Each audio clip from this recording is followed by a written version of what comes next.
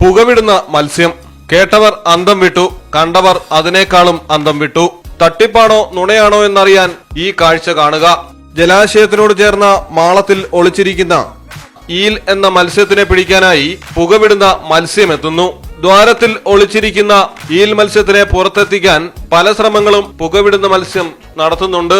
ഇതിന്റെ ഭാഗമായിട്ടാണ് ഈ പുക പുറത്തേക്ക് വിടുന്നതെന്നാണ് ഒരു കൂട്ടർ പറയുന്നത്. മത്സ്യത്തിന്റെ ശരീരത്തിൽ ഉൽപ്പാദിപ്പിക്കുന്ന ഒരുതരം ദ്രാവകമാണ് പുകയായി പിന്നീട് പുറത്തേക്കെത്തുന്നതെന്നും പറയപ്പെടുന്നു.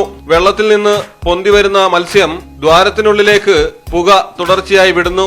ഈൽ മത്സ്യത്തെ പുറത്തെത്തിക്കാൻ വേണ്ടിയാണ് ഈ പുക വിടുന്നതെന്ന് വ്യക്തമാണ്. പിന്നീട് മത്സ്യം വെള്ളത്തിനടിയിലേക്ക് മറഞ്ഞു കഴിയുമ്പോഴാണ് ഈൽ മത്സ്യം ദ്വാരത്തിൽ നിന്ന് പുറത്തേക്ക് എത്തുന്നത്.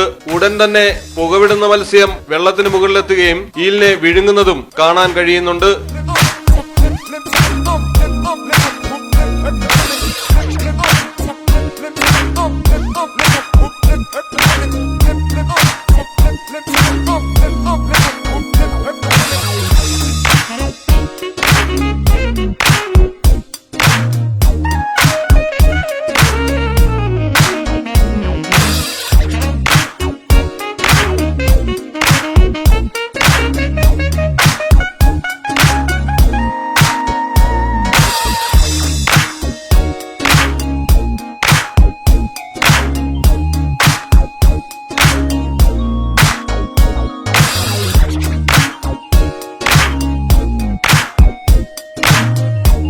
എന്തു തന്നെയായാലും സംഭവം പല വഴിക്കാണ് ചർച്ച ചെയ്യപ്പെടുന്നത്.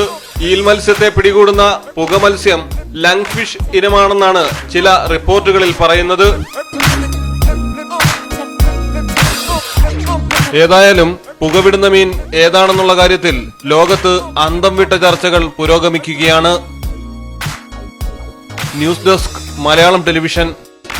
പുത്തനത്താണിയുടെ സ്വന്തം കനകമകൽ ജ്വല്ലറി ഇനി മുതൽ Kanaka golden diamonds. Kanaka golden diamonds, Puthanathani.